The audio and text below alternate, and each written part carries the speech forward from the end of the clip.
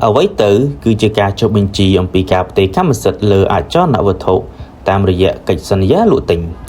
cái cho bình trì ông pi cà tê cam sật lờ cho là nợ vật thổ đòi phải lờ cách sân giá lộ tính rứ để cái hao thả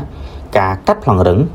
cứ chỉ bắt tay bắt ca này cả cho bình trì ông pi cà tê cam sật lờ cho nợ vật thổ đòi phải lờ cách sân giá tình lũ đạiประติบัติการนี้ត្រូវបានធ្វើឡើងនៅក្នុងដំណាក់កាលនៃការអនុវត្តកាតព្វកិច្ចនៃកិច្ចសន្យា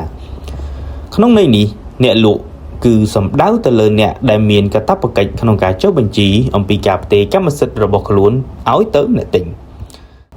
ហើយអ្នកទិញគឺសំដៅទៅលើអ្នកដែលមានសិទ្ធិចុះបញ្ជីព្រមជាមួយគ្នានេះដែរ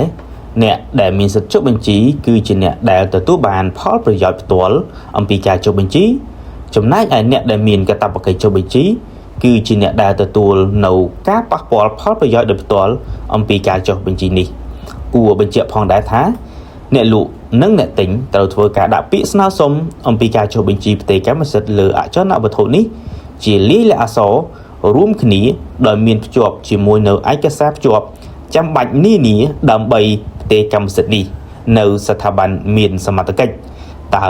ស្ថាប័នណាដែលមានសមត្ថកិច្ចពាក់ព័ន្ធនឹងការចុះបញ្ជីអំពីការផ្ទេរកម្មសិទ្ធិលើអចលនវត្ថុខាងលើនេះយើងខ្ញុំនឹងជម្រាបជូននៅវីដេអូក្រោយសូមអរគុណសម្រាប់ការតាមដានស្ដាប់